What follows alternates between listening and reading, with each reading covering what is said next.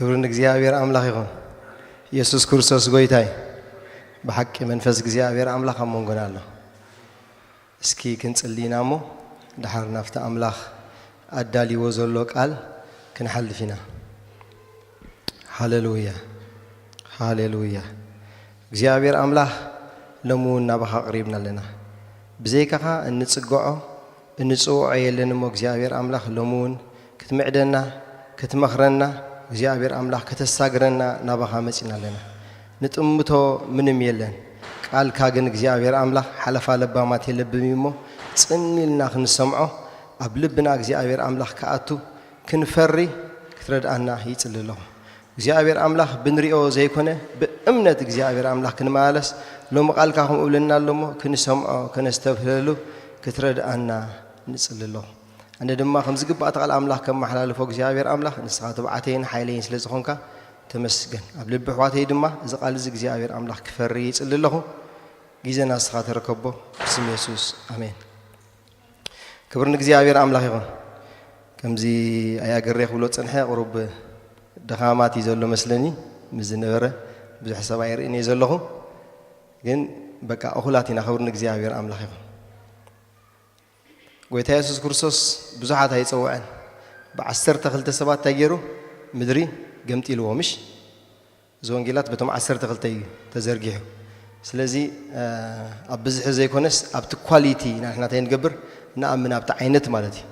سلزي قال جزابير أملاك كنسمع عبزلنا إذا قال زد ما نعيلنا نحد أسمعنا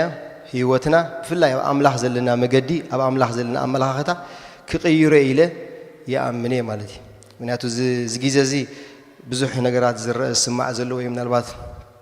نايز مرعى سبا زي موت خونه خلوا ويدما بزناي سبورت زلوا نجاراتون بزح تريفهم خونه خلوا تكاتلوا والله هم تخوني لا تسفى جبر زلوا قدم بشكلتها ولا زناي أوروبا تزلوا ناي كله بزخونة أيا جريج أنت قبل تانيحو لا الزخونة أبز مدري زمرت أملاخ كأبي الله أوشتنا لجن أبيتها سلزي كدمي نبيت أملاخ نسرع نجر كله فتسيمو أي جبان سلزي الصوم مساهون كبرنا جزء أبير أملاخ يكون نايلو مع أنتي أرستين تايو بأمنة إمبر بمرأي أين ملالس بأمنة إمبر بمرأي أين ملالس مخنياتو أمنة حدا خفتي أزيو أقداسي قال أب حدش كداني حجي انتهى له قالت له نأبنت فقر عند عيلنا فقري قال ترى يكونه ويتسفى قال ترى يكونه حجي نحر فقر وسيدنا نأبنت بقى يفتوك يفكرك كيس لزبلك يا ترايسي وخلصي كونه انتهى له كاون لعلي كرأ لو مادي في الليل حد أزي أب حدار ويا بسبعين سبيت النجارتها ولا خيب لك يا خمان كتنورو تغليها تفقرس كتريو تغليها بارتيكولارس يرأيو كلكم دليل سلازي إمنت كنبل تخين ناون إمنت يلنا كنا إمنت تايجبري الرأيو زرق نجاريو سلازي عند حد أب حدش كدام بفلا عند حد متينا إمنت أزيو أقداسيو نحنا دحرون كموت إيه نحنا مدحنا نبعلون بمتى يزبل كلام الله أبي فيسون كل تشمون تنشعتن بمتى هم زدحنكم بإمنة بتسقائهم زدحنكم لك تسقائنا نادحيننا جن بمتى حليفنا بإمنة حليفنا نادحيننا سلزي إمنة معرخندي أزيو أقداس مخان أبي هوتنا كنريون خلينا من هاتو أبتناتنا مدحان ونسي إتقندي سنتاي خوين تسأني حلو إمنة بمتى بتسقى مبزحتو أماني إذا نجرز سلزي ردؤه تسجان أمنتن أتصبيق سلزي فلاليو دبلق يبلو يتنجرات مالتي جن أنا تصير ناخن فلطة عزيز سنة نجاري حجب زعبوي يكونن اثناتي تمرتي بزعبا بأمنة بر بمرأي عين ملالسنينا مخنياتو السبب مبزحتو جيزة نمتى يزمثل نزولعه وين السمعه وين زري يزمثل لحد أكلتنا يسبات رينا انتهي مجب كنفلت بقليلو نخلينا مالتي من البات نايت عنا تسقامات قال انت زي هالو بحافش شيء الزارب زلهم حكي دي غنقول سلازي اتسب دما እንታይ ዓይነት ሰብ ምዃኑ እንታይ ይርኢ እንታይ ይሰምዕ ንሱ ይኸውፅ ካልእ ከምፅእ ኣይክእልኒ ንሕና ብዛዕባ ኢየሱስ ምስተነገርና ክንቅበሎ መፂና ማለት እዩ እንታይ ስለ ዝኾንና ስለ ዝሰማዕናዮ ስለዚ ግድነት ይሰብ ነቲ ዝሪኦን ነቲ ዝሰምዖን ክመስል ሕጂ ብኸመይ ደኣልና ሞ ክንመላለስ ዘለና ንሕና እቲ እምነት ካበይ ዝብገስ ካበይ ዝርኢ ቃል ኣምላኽ ብዛዕባ እምነትከ እንታይ ኢሉ ዘሎ ዝብል ሓሳብ ንሪኢና ናይ መጀመርያ ጥቕሰይ እንታይ ክርኢ ደለኹ ኣብ ዕብራውያን ምዕራፍ 11 መቸም እዚ ዕብራውያን 11 ኩላትና ንፈልጦም ኢና ኣብኡ ዘለዉ ናይ ኣምላኽ ሰባት እንታይ ተባሂሎም እዮም ዝፅውዑ መን ነግረኒ ናይ እምነት ኣቦታት ሕዘቡ እቶም ኩሎም ኣብኡ ዘለዉ ኩሎም እኮ ስርሖም እኮ በበይን እዩ ኖህ እንድሕዳር ኢና እንታይ ይሰሪሕ ኖህ መርከብ ይሰሪሑ ኣብርሃም እንድሕዳ ኢልና እንታይ ገይሩ ኣብርሃም ንይስሐቅ እንታይ ገይርዎ ክስውኦ ናይ ኩሎም በብሓደ እንድሕዳ ኣምፂናዮም ዝድገም ነገር ከማን የለን ሄኖክ እንታይ ገይሩ ብእምነት ሲ ሞት ከይረኣየ ክኸይድ ወሲኑ ቅድሚኡ ከምኡ ዝገበሩ ሰባት ኣለዉ ድዮም ቅድሚ ሄኖክ ከምኡ ዝገበረ ሰብ የለን ኣትሊስት ቅድሚኻ ዝኾነ ነገር ሰብ ተገይሩ ኣብኡ ክበፂሕ ትብልፅ ሄኖክ ግን ከምኡ ኣይረኣየን ግን ከምኡ ዝበለ ሕጂ ናይ ኩሎም በብሓደ እንድሕዳ ኣምፂና ክንዛረብ ኮይና በበይኖም እዮም ዝገበሩ ነገራት ነዞም ኩሎም መፀዊዖም ግን ሓንቲ እያ ናይ እምነት ኣቦታት ስለዚ ኣምላኽ ካባኺ ካባይ ካብ ኩላትና ዘለና ከምዚ ገለ ነገር ክንገብር ኣይኮነን ዝፅበየና እንታይ ደኣ እምነት ክህልወና ምክንያቱ ንሕና ኣብዚ ምድሪ ክንነብር ከለና ብንሪኦ ቀልጢፍና ኢና እንታይ ንገብር ንውሰድ ብንሪኦ ቀልጢፍና ኢና እንታይ ንገብር ንቕየር ስለዚ እቲ እምነት ኣብ ኣምላኽ ዘለና ካበይ ምንጩ ክብገስ ከም ዘለዎ ሎማዓንቲ በቓል ኣምላኽ ንሪኢና ዘይናወፅ እምነት ካብ ውሽጥና ዝብገስ እምነት እቲ ምርኣይሲ ንዕኡሲ ዘይትንክፎ ዘይፀልዎ እምነት ክብሪ ንእግዚኣብሔር ኣምላኽ እንድሕዳ ምርኣይ ንእምነትና ዝትንክፎ ፀልዎን ኮይኑ በቃ እቲ ህይወቱን ኣፕ ኤንድ ዳውን ይኾን ርድኣና ዓይነት ይኾን ከምዚ ናይ ጴጥሮስ ድሓር ክንሪኢና ጴጥሮስ እንታይ ገይሩ ኣብ ወንጌል ማቴዎስ ምዕራፍ 14 እቲ ባይዘወይ እቲ ዝዓበየ ተኣምራት ኣብ መፅሓፍ ቅዱስ ኢየሱስ ክርስቶስ ኣብ ልዕሊ ማይ ምኻድ ይኮይን ምሽ ጎይታ ኢየሱስ ክርስቶስ ኣብ ልዕሊ ማይ ክኸይድ ሲ ፅበየኸ ጴጥሮስ ኣብ ልዕሊ ማይ ክስጉም ግን ከመይ ኮይኑ ይስማዓኩም ስለዚ ሃዋርያ ጴጥሮስ ጎይታ ምዃኑ ምስ ፈለጠ እንታይ ገይሩ ኣብ ርእሲ ማይ ክኸይድ ሲ ፀዋዓን ኢልዎ ድሕዳእቲ ምናልባት ፅሑፉ እንድሕር ኣለኹም ኣሕዋት ኣብ ወንጌል ማቴዎስ 14 ካብ ፍቕዲ 22 ስጋብ 33 እዩ ዘሎ ኣነ ግን ታደልያ ዘለኹ ካብ ፍቕዲ 30 እያ ስለዚ ምስ ረኣዮ ክኸይድ ደልዩ ሰናይ ዶ ተመኒ ፅቡቕ ዶ ተመኒ ይከኣል ኢሉ ብጎይታ ዝከኣል እዩ ንሕዳ ፀዊዕንስ ክኸይድ ይኽእል እየ ኢሉ ጀሚሩ ጴጥሮስ ኦኬ ክኸይድ ከዓ ጀሚሩ እዩ ክኸይድ ምስ ጀመረ ግን ክስጉም ምስ ጀመረ ግን መጀመርያ እንታይ ኮይኑ ጴጥሮስ ክጥሕል ጀሚሩ መጨረሻ ክጥሕል ጀሚሩ መጀመርያ ንጴጥሮስ ዘጋጠሞት እንታይ እያ ንፋስ መፂ ስለዚ ነቲ ንፋስ ታገይርዎ ክሪኦ ጀመረ ሕጂ እቲ ንፋስ ክመፅእ ንቡር እዩ እንታይ ይብሉኻ ገሊኦም ሰባት ዝኾነ ነገር ውድቀሲ ሓንሳብ ኣይኮነን ንኣብነት ዝኾነ ሕማቕ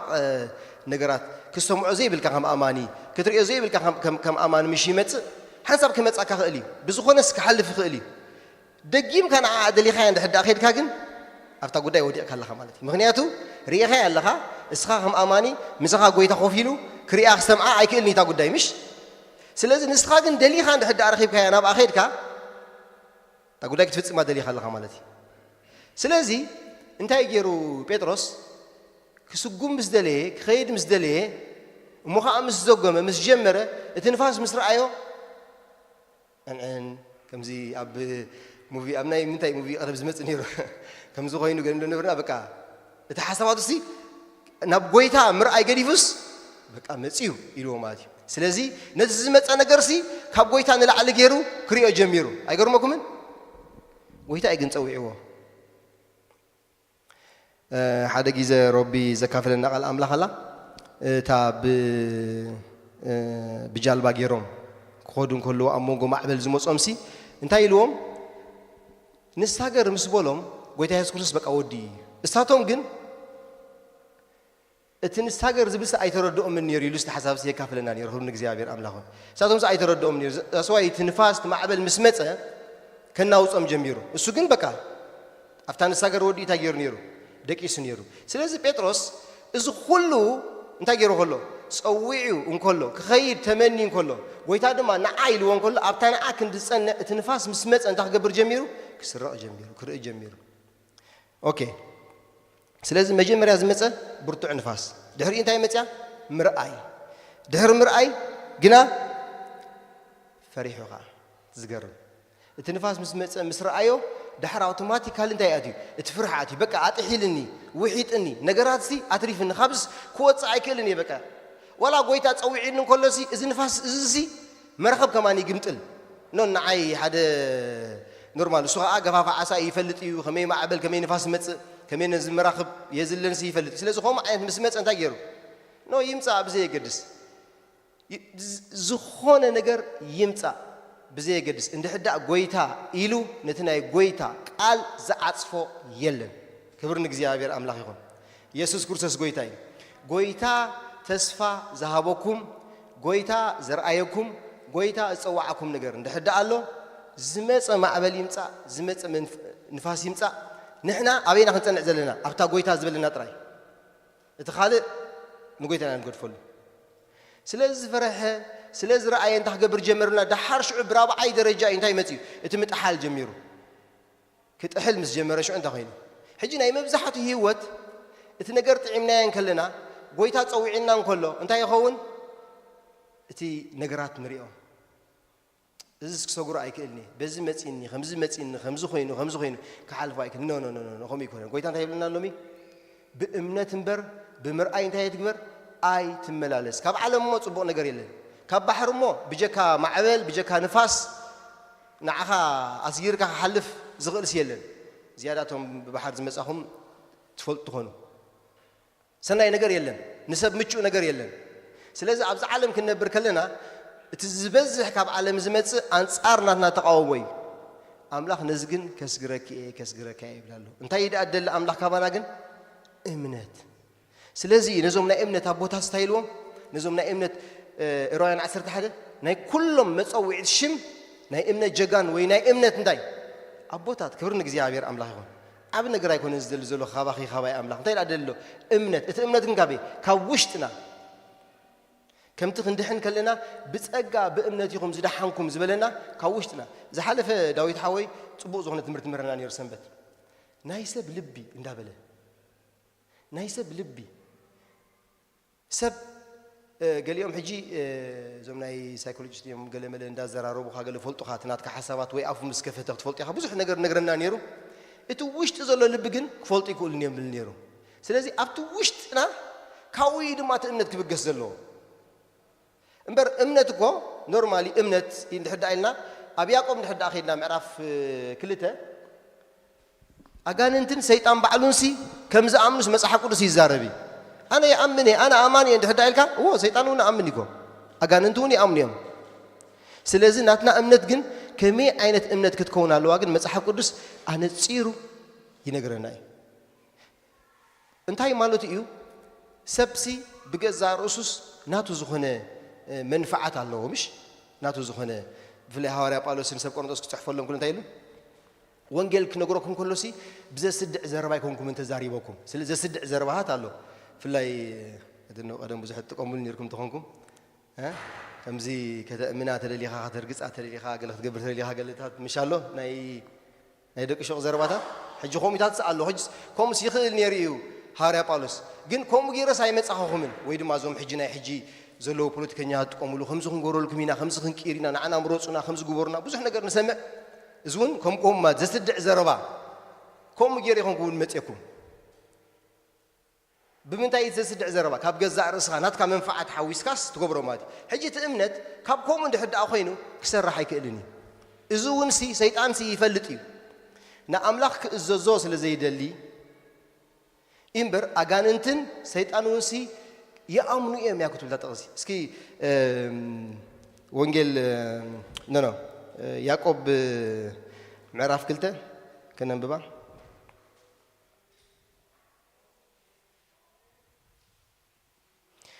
ያዕቆብ ምዕራፍ 2 እንታይ ይብል ንስኻ ኣምላኽ ሓደ በይኑ ምዃንካ ተኣምን ኣለኻ ንስኻ ብለና ኣሎ ንዓና ማለት እዩ ንዓይ ንዓኹም ኣምላኽ ሓደ በይኑ ምዃኑ እንታይ ትገብር ኣለኻ ተኣምን ኣለኻ ጽቡቕ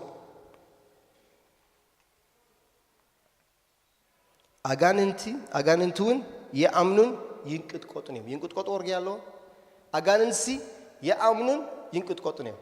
ስለዚ እሶም ድሕዳ ዝኣምኑ ኮይኖም ኣነ ድሕዳ ዝኣምን ኮይነ ስታይ ኣልፍልሊና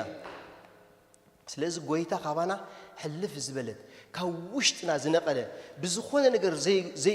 ዘይቅየር ኣብኡ ኣብ ኣምላኽ ክንኣምን ብዘይ ልግሚ እንታይ ገብር ኣሎ ይደሊ ኣሎ እምበር እቲ ተራ ዝኾነ ምእማን በዝናትና ኣተሓሳስባ ነገራት ምእማን ወይ ድማ ቀደም ንሕና ናብ ጎይታ ከይመፃና ከለና ብዝኾነ ዝንገረና ዝነበረ ወበቃ ብኣምላኽ ንኣምን ናብ ሓደ ቤተ እምነት ትኸይድ ትመፅእ እዚ ሕጂ ተራ ዝኾነ እምነት እዩ ኣምላኽ ከም ዘሎ ገለ ተኣምን ኣለኻ ግን በቃ ከምኡሲ ኣጋንንቲ ከማን እንታይ ገብሩ እዮም ከም ዝኣምኑ እዩ ዝነገርና ዘሎ መፅሓፍ ቅዱስ ካብኡ ሕልፍ ዝበለ ጥልቕ ዝበለ ውሽጣዊ ዝኾነ ነገር እዩ እቲ እምነት ዘይናወፅ ክብሪ ንእግዚኣብሔር ኣምላኽ ይኹን ኣብ ካልኣይ ቆሮንጦስ ምዕራፍ 5 6-7 ሞነረ ካልኣይ ቆሮንጦስ ምዕራፍ 5 ፍቕዲ 6-7 ከምዚ ይብል ታደልያ ዘለኹ ኣብ ማእኸል እያ ዘላ ግን ድሓን ኩላ ክንብባ እየ ስለዚ ኩሉ ሳዕ እምንቶ ኣላትና ብእምነት እምበር ብምርኣይ ኣይኮናን እንመላለስ ዘለና እሞ ኣብ ስጋ ሰፊርና ከለና ካብ ጎይታ ርሑቓት ከም ዝኾንና ንፈልጥ ኢና ኣብ መንጎ ኣብታ 6-7 ኣብ መንጎ እንታይ ዝብል ኣሎ ብእምነት እምበር ብምርኣይ ኣይኮናን እንመላለስ ዘለና ስለዚ ክልተ መገዲ ምፂ ኣሎ ሓደ ብምርኣይ ምምላስ ኣሎ እቲ ሓደ ከዓ ብእምነት ምምላስ ኣሎ ስለዚ ሎማዓንቲ ሓደ ክንመረፅ ኢና ማለት እዩ ወይ ብእምነት ኢና እንመላለስ ወይ ድማ ብምርኣይ ምክንያቱ ክልቲኡ አንጻሪ ሕጂ ጎይታኻ ንዓና እንታይ ደሊና ኣሎ ብእምነት ክንመላለስ ብዙሕ ነገራት ይመፃና እዩ ካብቲ ሓደ ንኣመን ዘሸግረና ነገር እንታይ ይመስልኩም እቲ ሲምፕል ዝኾነ ወይ ድማ ኖርማል ዝኾነ በዓል እናታይ ዝበሃል ንገብሮ ንኣምላኽ ኣይንእትወይን ናኡ ሕጂ ንኣብነት ኣብይ ዓዲ ትቕመጥ እንታይ ዓይነት ትምህርቲ ትመሃር ብዝኾነ በቃ ትገብሩ ነገራት በቃ በዓልኻ ኢኻ ንኣምላኽ ከመ ናብቲ ቦታ ይትእትወን ኢኻ እስኻ ብዝኹን ከምዚ ኢልካ ትገብሮ ሽዑኡ ኣብ ገለ ኣብቲ ህይወትካ ኣብ ምናልባት ኣብ 1% ወይ ገለኸ ኣብኣስ ኣምላኽ ክዛረበካ ትደሊ ንኣብነት መብዛሕቲ ሰብ ኣበይ ይመስልኩም ንኣምላኽ ዝደልዮ ንሕዳእ ዝንድና ክገብር ደልዩ መርዓ ገለ ንሕዳእ ክገብር ደልዩ እንታይ ይገብር በቃ ካብ ጎይታ ክትመፆ ደሊ ጽቡቕ እዩ ሰበይቲ እንታይ ኢሉ መፅሓፍ ቅዱስ ካብ መን እያ ካብ ኣምላኽ እያ ምሽ ኣምላኽ ይዝብ ግን ንጎይታስ ኣብ ኩሉ ድና እንደልዩ ዘለና ኣብ ኩሉ ነገራትና እንደልዩ ዘለና ኣብ ኩሉ ነገርና ንሕዳእ ንጎይታ ክዛረበና ኣነ ፍቓድ ኣምላኽ ሰሚዐ ዝኸይድ ንሕዳእ ንብል ኮይና ኣብኣ ክንሓቶ ከለና ንጎይታ ኸ ሰምዓና ኣብዚ ጉዳይ እዚ ብሙሉ ኣብ 99 ካብ ሚእቲ ከይተኣቱ ንብሎ ኣብዛ ጉዳይ እዚኣ ግን ብ1% ሼር ንገብራልና ምስ ኣምላኽ ማለት እዩ ጎይታ ግን እሱ እንታይ ጌርና ህይወቱ ይሂብና ስለዚ ንሕና ከዓ እንታይ ኢና ክንገብር ምሽ ኣብዚ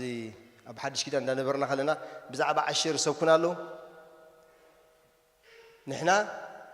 ጎይታ ኣብ ሓድሽ ኪዳን ህይወትና እዩ ዝደሊ ከምዚ እሱ ህይወትና ዝሃበና ክብሪ ንእግዚኣብሔር ኣምላኽ ይኹን ኢየሱስ ክርስቶስ ጎይታ እዩ ስለዚ ሐዋርያ ጳውሎስ ኣብ ካልኣይ ቆሮንጦስ ጽሒፍዎ ዘሎ እንታይ እዩ ብእምነት እምበር ብምርኣይ ክንመላለስ ከም ዘይብልና ምክንያቱ ብምርኣይ እንድሕዳእ ትመላለስ ኮንካ ንኣምላኽ ከተስምሮ ኣይትኽእልኒ ኢኻ ፍርሕ ኣሎ ማዕበል ኣሎ ምንዋፅ ኣሎ ካብ ቁፅር ካብ ወፃእ ነገራት ክኸውን እዩ ምኩራት እንዲም ነይሮም ዳእሞቶም ሐዋርያት ኮ ኣብኡ ኮ ብዙሓት እዮም በዓል ዮሃንስ ምስ ሓዉ ጴጥሮስ ምስ ሓዉ ኮ ኣብታ ጀላቡ ኮ ኣለዉ ስርሖም ከዓ ዓሳ ምግፋፍ እዩ ማዕበል ንፋስ ምስ መፀ ከመይ ገይሮም መራኽቦም እንታይ ዝበሃል ገይሩ ኮ ግን ካብ ዓቕሞም ዝላዕሉ ኮይኑ ኣብ ገለገለ ሕክምና ይንኸይድ ንእግዚኣብሔር ባርኩም ዞም ዓዲ ብዝተኻእልዎ መጠን ብዙሕ ኣብ ሕክምና ብዙሕ ነገራት ገብሩ ኣለዉ ሰባት ኣብ ገለ እዋን ካብ ቁፅሮም ወፃእኹም ኣምላኽ መፅእ ክብሪ ንእግዚኣብሔር ኣምላኽ ይኹን ኢየሱስ ይመፅእ ክብሪ ንእግዚኣብሔር ኣምላኽ ይኹን እንድሕር ደኣ እትውክልትኻ ኣብኡ ዘይፀንሐ ኮይኑ ጎይታ ይመፅእ ምክንያቱ እቲ እምነት ኣብ ርእስኻ ዘይኮነስ ኣብ ውሽጥኻ እዩ ዘሎ ስለዚ ጎይታ እንታይ ይገብር ደበኽ ይብል ነቲ ካብ ዓቕምኻ ንላዕሊ ዝኾነኻ እንታይ ይገብር ጎይታ የፅርዮ ይፀርጎ ክፍወስ ዘለዎ ሕማም የሕውዮ ክእለ ዘለዎ ነገራት የኣልዮ ስለዚህ ንሕና ብምንታይ ብእምነት እምበር ብምርኣይ እንታይ ንገብርና ኣይ ንመላለስኒና ምክንያቱ ኣብ መጽሓፍ ቅዱስ ብዙሓት ሰባት እንተርኢናዮም ብምንታይ ይኸዱ ነይሮም ብምርኣይ ይኸዱ ነይሮም ካብዚ ሓደ ኣብነት ናይ ኣብ ዘፍጥረት ምዕራፍ 13 ድሕዳ ኸይድና ርኢናዮ ናይ መን ታሪክና ንረክብ ናይ አብርሃም ናይ ሎጥ ምሽ አብርሃም ሎጥ ሒዞ ከም ዝወፀ ታሪክ ኩላትና ንፈልጦ ኢና እቶም ጓሶቶም ክባኣሱ ምስ ጀመሩ ድማ እንታይ ክገብሩ ጀሚሮም ምፍልላይ ግድን ከም ዝመጽእ ስለዚ ምፍልላይ ምስ መጸ አብርሃም ተዓብ እኳ ክነሱ እዚ እንድሕዳ በቃ ክንዝርዝሮ ኮይና በቃ ባህ ዘብል ነገር ኢና አብርሃም ህይወት ከም ባይዘወይ አብርሃም ሎጥን ከምዚ ገለገለ ሰባት ታይጎር ንሎጥ ከምዚ አማኒ ነብርሃም ከም አማን ጎሩ ክልቲኦም አመንቲኦም ክልቲኦም አመንት ሳቤት አምላክ ከም ዘሎ ህዋት ጌርና ንርአዮ ስለዚ አብርሃም እንታይ ገይሩ ናይ በሐቂ እቲ ናይ ወደ መዝሙር ባህሪ ክገብሮ ከሎ ንሪኦ ኣብ ሎጥ ማለት እዩ ነቲ ንእሽተይ ከሎስ ደሓ ንስኻ ምረጽ ንስኻ በስተበልካ ኣነ ከዓ በዚ ኸይድ ኣሎ ማለት እዩ ሕጂ እቲ ናተይ ሓሳብ ግን ብዛዕባ እቲ ምርኣይ ምስ ረኣየ እቲ ልሙዕ ምስ ረኣየ ሎጥ እንታይ ገይሩ ንኣምላኽ ከማን ክሓትት በቃ ምስ ረኣየ በዚ መሪፅ ኣሎ አብርሃም ከ አምላኽ ዓይኑ ከም ዝኸፈተሉ አብርሃም ኮ በቲ ኖርማል ዓይኑ ኮ እቲ ልሙዕ ዝኾነ ነገር ኮሪኦ ከሎ ብዝኾነ ምክንያት ከዓ ካብኡ ይዓቢ እዩ ወላ ንዑ ቀዳምነት ምረፅ ኢልዎ ከሎ ከምፅኦ ክእል ነይሩ ግን አምላኽ ዓይነቱ ምስ ከፈተሉ ግን ክብሪ ንእግዚአብሔር አምላኽ ስለዚ ኣብዚ ጉዳይ እዚ አብርሃም ብምርኣይ ከም ዘይተመላለሰ ወይ ድማ አምላኽ ምስ ከፈተሉ ከም ዝረኣየ አምላኽ ብዝኸፈተልካ ሪኢኻ ክትመላለስካ እንታይ ሓደ ሰናይ ነገር እዩ ምክንያቱ ኣብ ብዙሕ ንሕዳ በብሓደ ታሪክ ናይ መጽሓፍ ቅዱስ ክንሪኦ ኮይና ብምርኣይ ዝተመላለሱ ዝወደቁ ብዙሓት እዮም እቲ ናይ አምላኽ ሰብ ሳሙኤል ዘረቡ ንመሬት ከም ዘይወደቀ መጽሓፍ ቅዱስ ነግረና እዩ ነቢ ሳሙኤል ኣይኮነን ስለዚ እንታይ ገይሩ ሳኦል ምስ ዓለወ ሳኦል ምስ ወደቀ ድምፂ ናይ አምላኽ ኮ ይሰሚዑ ናበይ ከይድ ኢልዎ አምላኽ ናብ ቤት እስተይ ናብ ቤት እስተይ ይኸይድ ኣሎ ንመን ክቐብእ ንዳዊት ክቐብእ እዩ ዝኸይድ ዘሎ ኣብ ቤት እስተይ ምስ ከደ ግን ምስ ረኣዮ ንኤልያብ ብምንታይ እቲ ኩሉ መገዲ ክመፆ ፀንሐ ምስ ረኣዮ ግን እንታይ ገይሩ ምስ ረኣዮ ሕጂ ምርኣይ ማዕረ ክንደይ ንሰብ ዳይቨር ትገብሮ ረኣየኩም ኣሎ ምስ ረኣዮስ እዚ ኩሉ ተልእኹኡ እዚ ኩሉ ተልእኹኡስ ተወዲኡ ነይሩ ማለት እዩ ብምንታይ ዝመርፆ ዘሎ ንዑ ብጉልበቱ ብቁመቱ ብመልክዑ በቃ እዚ እቲ ንጉስ ኢሉ አምላኽ ከም ዝነዓቆ ከዓኒ ንሳሙኤል ነጊርዎ ካብ ትፅቢት ወፃኢ በብሓደ ይመፁ ይሓልፍ ካብ ትፅቢት ወፃኢ ሽዑ እቲ ንእሽተይ ኮተት ዳዊት ናብራት 16-15 ዝነበረ እሱ ቅባእ ከም ዘሎ ከዓ ነጊርዎ ሽዑ ንሳሙኤል ብዓይኑ አምላኽ ይጋገ ከም ዘሎ እዩ ዝመስሎ ዘሎ ስለዚ ንሕና ሎሚ ክንከይድ ከለናሲ ምናልባት ንዓና ቁኑዕ ኮይኑ ዝመስለና ኣብ ቅድሚ አምላኽ ጌጋ የጋጥመና ዶ ንሪኦ ዶ ከመይ ኢልና ንመላለስ ዘለና ኣብ መብዛሕትኡ ግዜ እንድሕዳ ናብ ህይወትና ቀይርናዮ ልክዕ እዚ ፍጻሜ እዩ ዘጋጥም ምክንያቱ ካብ ውሽጥና ድምፂ አምላኽ ሰሚዕና ወይ ድማ ኣሚንና ካብ ውሽጥና ስለ ዘይንኸይድ ብንሪኦ ጥራይ እንታይ ትገብር ንማለት ርኢ ምስ ኣበልና በቃ ከምዚ ሓደ ነይሩ ናይ ማትስ መምህርናሲ ዝኾነ ክረዳእና ከሎ እዚ ካልኩሌሽን ስራሕ ምስ ኣቦል ኤክስ ዋይ ገለ ምስ ኣምፅኦ ሽዑ እዚኣ ፈትያ ፀሊኣ ከምዚኣ ትመፅእ ብለና ሕጂ ፈትያ ፀሊኣ ንብሎ ነርና ሕጂ እቲ ካልኩሌሽን ምስ ኣምፃኻዮ ምስ ተራሕኻዮ ሕጂ ክልተ ተደመሮ ክልተሲ ፈትያ ፀሊኣስ እንድያ ክትከውን እንታይ ፈትያ ፀሊኣ ዘብላለን እዚኣዳ ሕጂ ከበለና ነይሩ ስራሕ ኣቢሉ ፈትያ ፀሊኣ እዚኣ ዋይ ነበረት ከምዚኣ ትመፅእ ብለና ሕጂ ንሕና ምስ ረኣናዮ እቲ ነገራት በቃ እዚ ኢልና ንውድእ ንኣምላኽ ከነዳር ምፆ ኣለና እንደገና ካብ ውሽጥና ብዝነቐለ እምነት ክኾን ኣሎ እዚ ንሪኦ የዒንትና ቀልጢፉ ምስቲ ካልእ ናይ ሓንጎልና ርክብ ስለ ዘለዎ ባዕሉ ሰብ ካብ ገዛእ ርእሱ ካብ ውሽጡ ካልኩሌት ገይሩ ናይ ምፍፃም ዓብ ተልእኮ እዩ ዘለዎ ንገዛእ ርእሱ ከማን ሰብ መታለሊ ኮዩ እሞ ከዓ ኣብዚ ብሓጢያት ዝተሓዋወሰ ምድሪ እንዳነበርና ከለና ብዝተፈላለየ ዜናታት ማስ ሜድያታት ዝመፅእ ነገራት ንሕና ኣመንቲ ብኡ እንዳተጠወና ነዚ ቃል ኣምላኽ ክንሪኦ ወይ ንኣምላኽ ክንልክዖ ጌጋ እዩ እንታይ ዳ ክንገብራልና እቲ ፅሩይ ዝኾነ ቃል ኣምላኽ ክንሕዞ እቲ እምነት ድማ ካብ ውሽጥና ከምቲ ክንድሕን ከለና ዝስማዕና ነገራት ባይዘወይ እዛ ምድሓን ትብል ክነግረኩም أبرومي هاري أبالوس حدث كم زدحانة من يزنقره أنا أيكون زنقركم ويسمع يقولون عيد نقرني إتي أوشتنا زلوا منفس تجبرنا يمسكرلنا سلزراي أوشت خازلوا منفس كم زدحان كان ده أزم مسكرل كوينو إت إمنت دم خابي يخمت زلوا رلي زلوا قوي تكوشتي كوشت إزمت إمنت أبتنا إذا حلف السوم تمرتنا حوي داويد تنتقي سوانيرو أب مثالي معرف سلسة فقد ربعته تنفقد حموشة فقد ربعته هم بمامه بأقل حسب كنقرأكم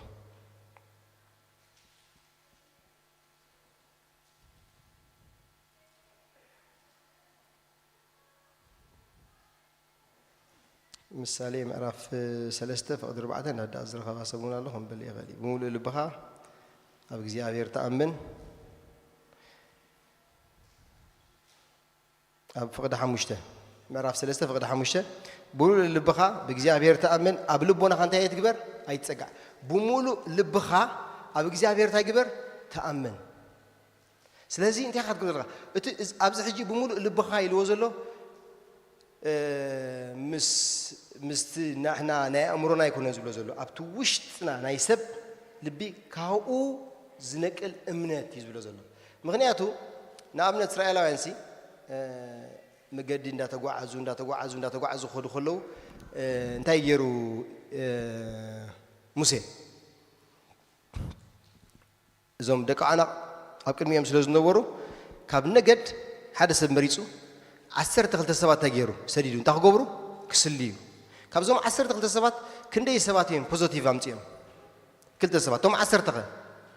توم 10 تحجي مصر أيوم نايب حق سايزوم كومي توم سبات توم دك أنا قصي إثنايب حق أنا توم فيزيكالسي توم 10 تس بكري يوم مصر أيوم زيوم دامو سبديم كم يجرا خنك على سوي ميلو مخنياتو بمتى يسلز غدو بعينهم سلز غدو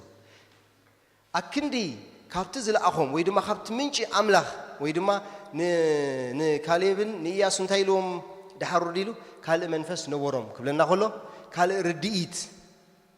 فولي منفس استفلي قال ملتات زي كونسي اثناتهم رديت سي كال ينيرو نعم خريوهم كله سي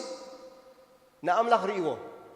سلازي نالبات ندكنا حدا أبيت مرتي كأم نوح زبل قال ملز شجرهم كله خلخوني كأم نوح زبل جن نودي يقوم من برنا عيك ريا خلو ودي مس أخر رعيا نخلو سلازي إتهم دقة عنها كيدهم مصر أيوم إتهم سليتي نا كاليبن إياسو نعم لخ مصر أيوم نعم مصر أيوم ما سيم دام من جرنا عندي ميلهم من ياتو نعم زي كون اليوم نعم لخ يمريم سلازي إن حد كاب لبي زنك الكوينو ترديت نحد أفولي كوينو إتأمنتي عبي بمرأي دمان تاين جبرن أين ملالس سلازي لما أنتي كمرأي وتينا بأمنت كنملالس قال إجابير أملاخي نقرنا الله يسوع كريستوس قويتاي كم تعانتوا يزولكم بطرس مصر أيون أنت كم زجبره كتأهل كم جمبره كودق كم جمبره سامئيل مصر أيون ملكو نوح قومته مصر أيون تمها سال 5 الكهوني مصر أيون تجيرو كقوة 5 فتنة سلازي إزيوم ني أملاخ سبات دمس أملاخ السوم أزنو بور سبات كمان كم زخاب كونس أنا نسخم من أمو كنديش عزين الجاجة كنديش عينا بنريو بنسمعه زين الملالس كندي تبلو بحتر زبالة سامئيلن موسين متصحاب قدس كابتوم أملاخ بفول يزريهم نبيات يمش سامئيلن موسين كمان تزي متيوم تزليس زجودايز أي مسمع هون زبل تغسله متصحاب قدس سلازي كم أون داتا بحاله كله نحد أساميل نزمت كقوة فتينو أنا نسخمن كندي جان جبر كندي شعينا بنري أن ملالس سلازي إذن جرزي نعمله كبري أي هوني أبي وتناون لوتي كنمت أين خلينا أملاخ كوانا زدليا حنت انتايا أمنت إذا أمنت كيا خنتايا كوشتنا زنقلت أمنت كبرنك زيابير أملاخ يسوع كريستوس قويتاي سلازي أملاخ انتاي دليله نعود راي كن آمنه نعود راي كن آمنه كبرنك زيابير أملاخن تسينا هنصلينا أملاخ ردانا آمين هاليلويا هاليلويا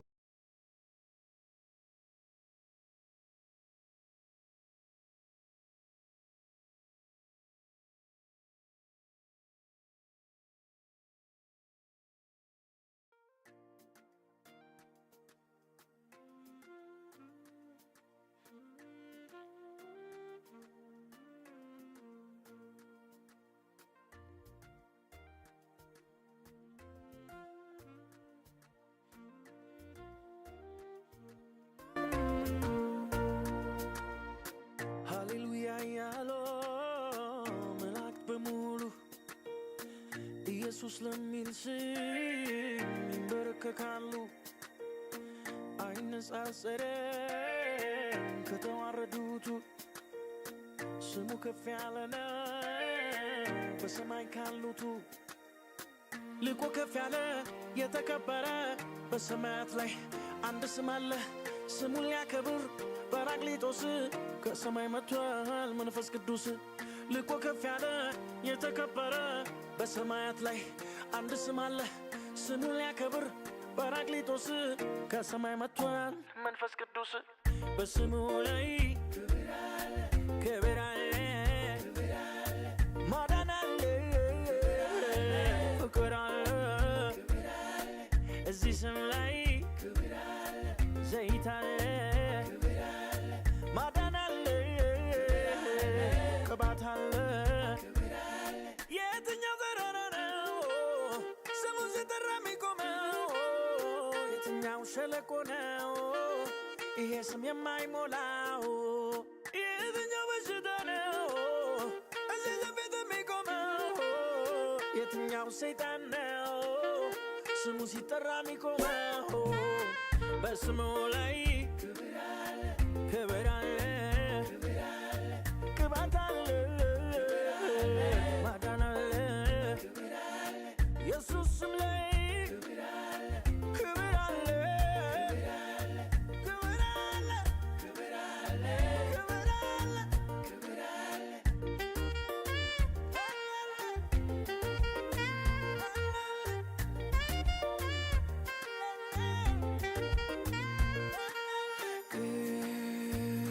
ቅዱስ ስሙን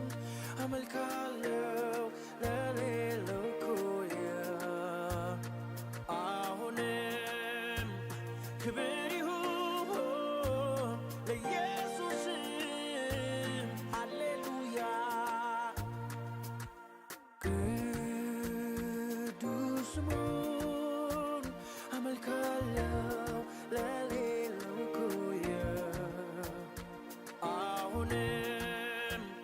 ክብር ይሁን ለኢየሱስ ሃሌሉያ እውር የሚያበራ ሽባ የሚተረትር ካብ የተሰጠን የክርስቲያን በትር ጻድቅ ሰው ጠርቶ መች ተሸነፈ ክፉ የታገኘው እንዳዘፈሰፈ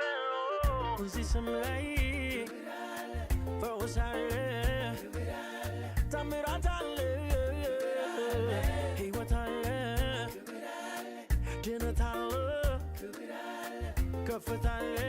ክብር አለ ክብር አለ ክብር አለ ክብር አለ